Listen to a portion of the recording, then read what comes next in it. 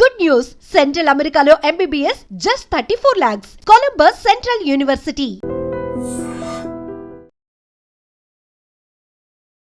నమస్కారం, welcome to I dream. ధర్మ మార్గం విత్ విజిత కార్యక్రమానికి స్వాగతం.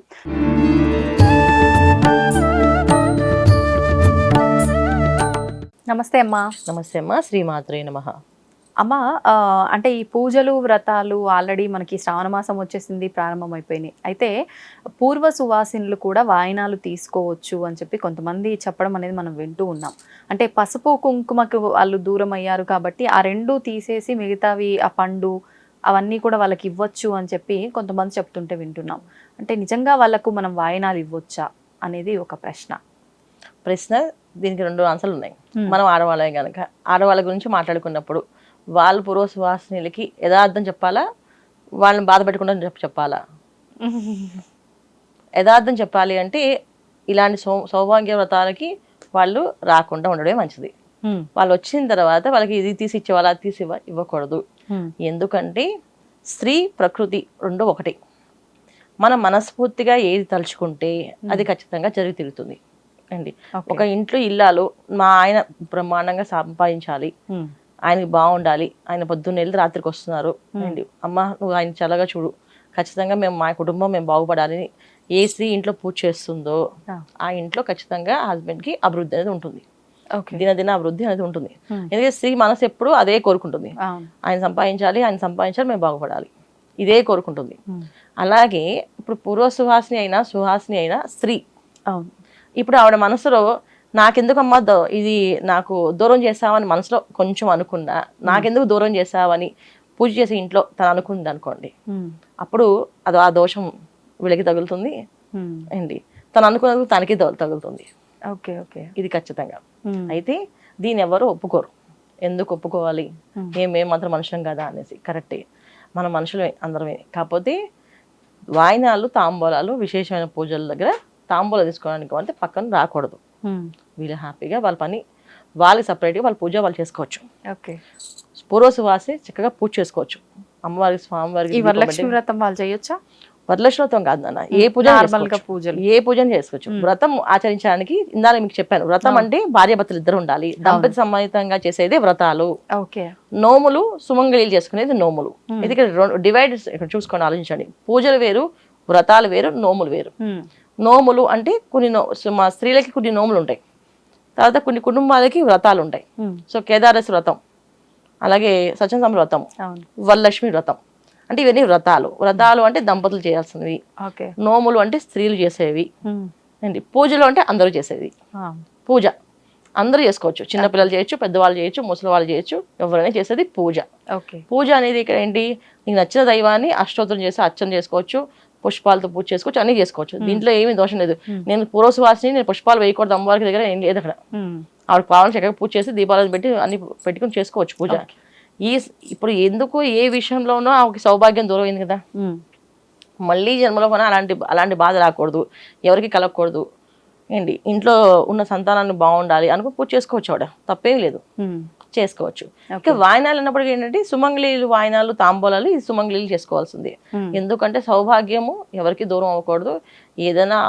ఏదో ఒక శాపమో ఏదో గ్రహస్థితో మనకి అలా తీసుకెళ్ళింది, అందుకని దానికి మనం చేయకూడదు అని చెప్తారు.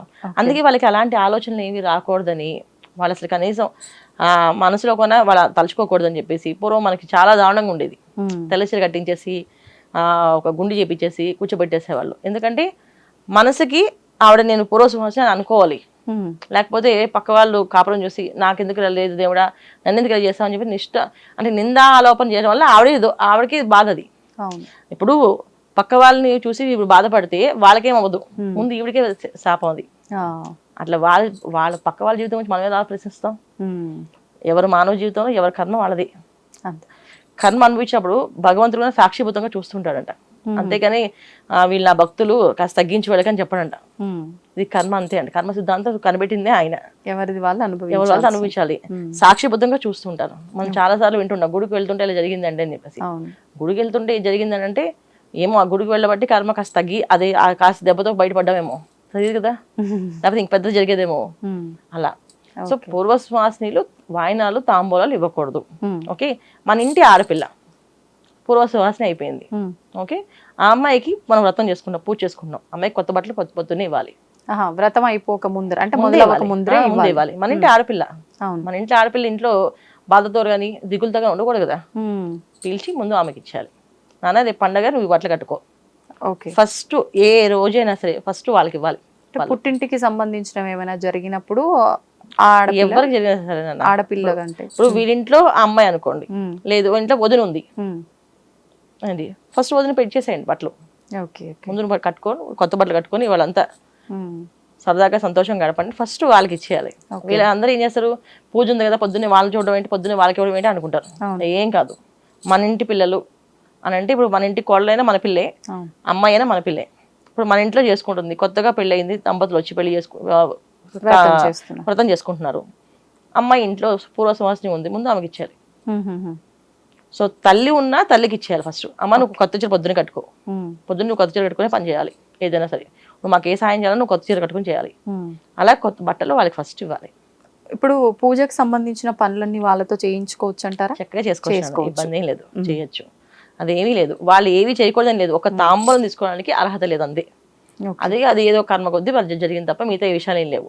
తాంబూలం ఇప్పుడు 10 మంది ముత్తైదులు తాంబూలం ఇచ్చినప్పుడు ఆ మనసులో కొంచెం బాధ వస్తుంది కదా, నాకున్న పసుపు రాసుకుని దాన్ని ఇంకా బొట్టు పెట్టుకుని దాన్ని నాకు లేదా అని కొంచెం బాధ ఉందా, ఆ బాధ వాళ్ళకే దోషం. అది వీళ్ళకి కాదు, చేసుకునే వాళ్ళకి కాదు, వాళ్ళకే దోషం. సో అలా దోషం వాళ్ళ మీద వేసే కారణం వీళ్ళయ్యారు. అంటే వాళ్ళకి ఆ మనసుకి అలా కనిపించే విధంగా అంత గ్రాండ్గా వీళ్ళు ఎందుకు చేసుకున్న పూజ, దానివల్ల దోషం వీళ్ళకి. ఆమె అనుకుంది తగలదు వీళ్ళకి. ఆమె అలా బాధపడేలా చేసేటట్టు వీళ్ళు చేసుకోవడమే హంగామా, అది దోషం వీళ్ళకి. సో ఆమె కొన్ని మనసే కదా, ఆమె బాధపడుతుంది కదా, అందుకు చేయకూడదు. అందుకని అలా చేయాలి. ఇప్పుడు మన ఇంటికి ఎవరైనా అనుకోకుండా వచ్చారు, వాళ్ళకి ఏమైనా పెట్టాలి అన్నప్పుడు ఫస్ట్ ముత్తైదు తాంబూలం ఇచ్చేసి వాళ్ళకి ఒక చీర ఇచ్చేయచ్చు మామూలుగా, అంతే. వక్కలు ఖర్జూరాలు ఏమీ లేకుండా వస్త్రదానం, వస్త్రం ఇవ్వడం అంతే, అది ఇవ్వచ్చు. అంటే మన తప్పదు అన్నప్పుడు ఖచ్చితంగా. ఇప్పుడు అట్లా మన ఇంట్లో పెద్దవాళ్ళే ఉన్నారు అనుకోండి, వాళ్ళ దగ్గర ఆశీర్వాదం తీసుకోవచ్చు ఆ రోజున. అంటే వాయనం ఇదంతా ఏమి ఇవ్వం సరే, మన ఇంట్లో వాళ్ళే కదా పెద్దవాళ్ళు కాబట్టి. అలా అక్కడ ఆశీర్వాదం అనేది ఏంటంటే పెద్దవాళ్ళు అంటే ఇక్కడ ఏంటి వాళ్ళది, వాళ్ళకి పెద్దమ్మో అమ్మమ్మో నాయనమ్మో అవుతారు అండి, వాళ్ళ బాధ్యత అది. సో ఖచ్చితంగా ఆశీర్వదించుకోవచ్చు, దానికి ఏం దోషం లేదు. అక్కడ వాళ్ళు ఏంటి, నా మనవడు బాగుండాలి అనుకుంటుంది ఆవిడ, అయితే నా కొడుకు బాగుండాలి అనుకుంటుంది, అంతే కదా, దానివల్ల దోషం ఏం లేదు. వాళ్ళ ఆశీర్వాదం తీసుకోకూడదని ఏం లేదు, వాళ్ళు అన్నిటికీ పనికి వస్తారు. ఒక తాంబూలం తీసుకొని పనికిరారు అంతే.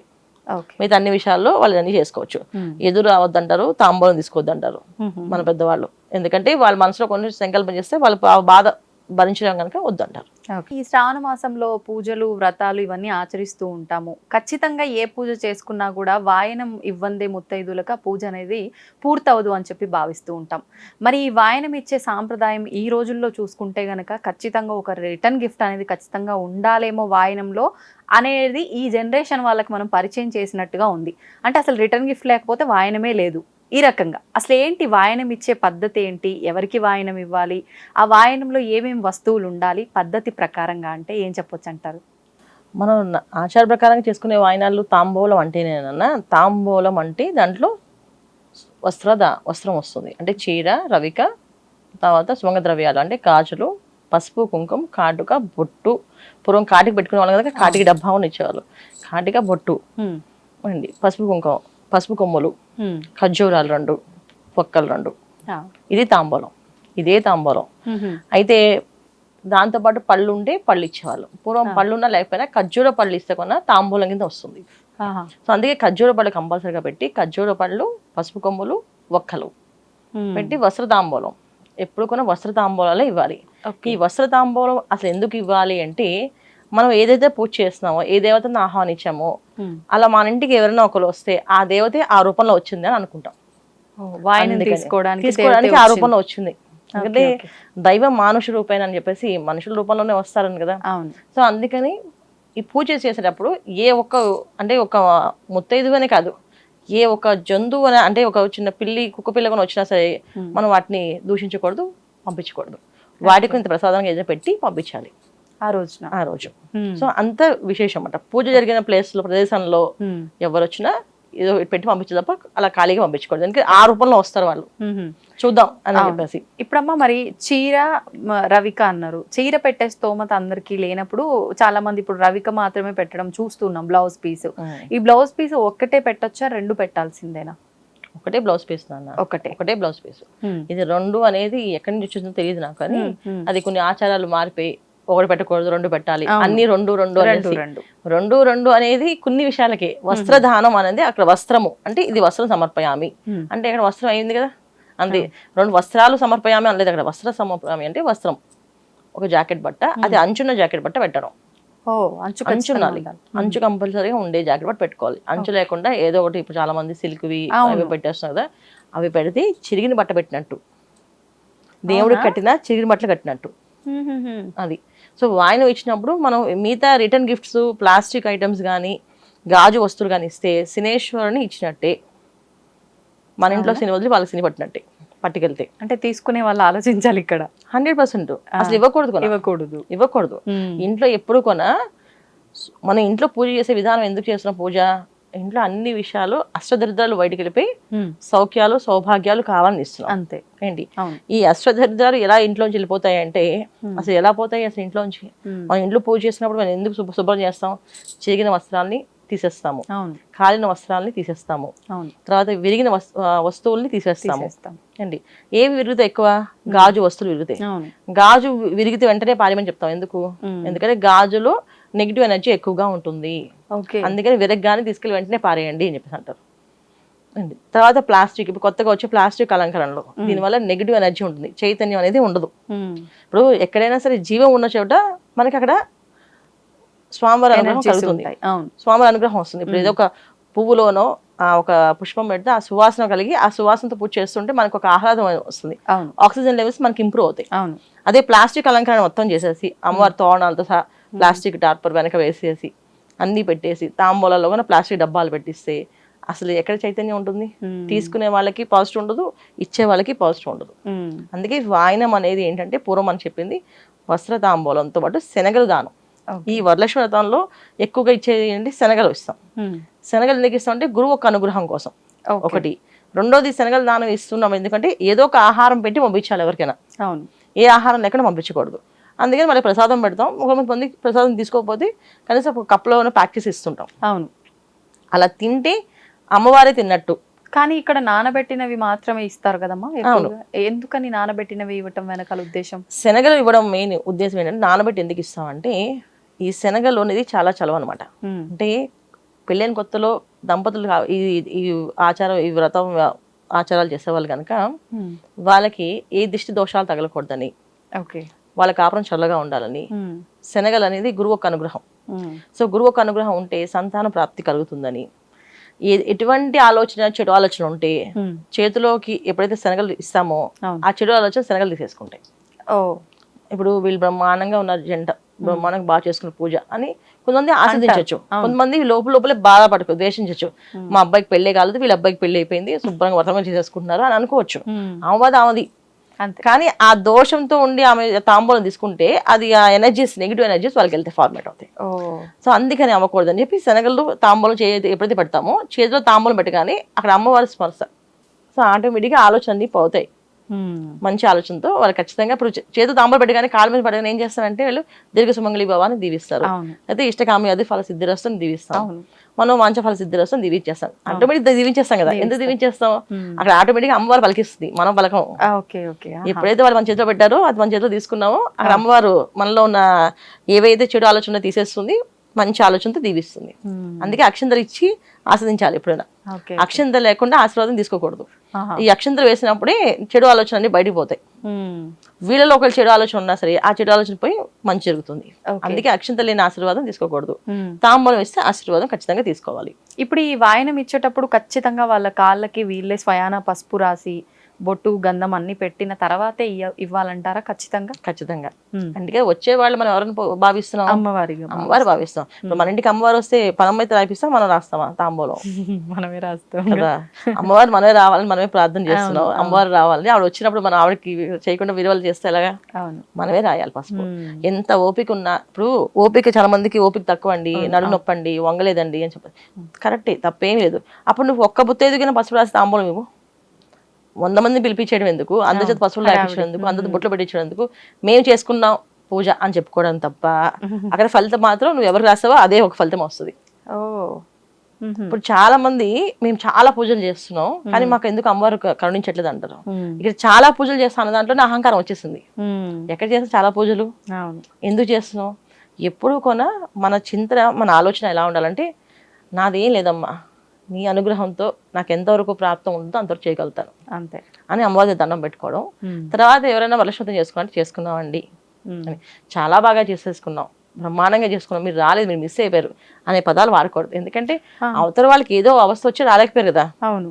అందుకని వాళ్ళని దెబ్బపరచకూడదు మనం.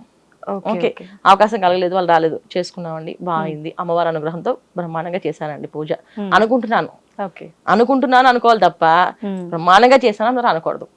అది వాయినం ఇచ్చినప్పుడు కొన్నా ఏంటి, నేను వాయినంలో ఇంత పెట్టి ఇస్తున్నాను, ఎవరికి ఇస్తున్నావు, దేనికి ఇస్తున్నావు?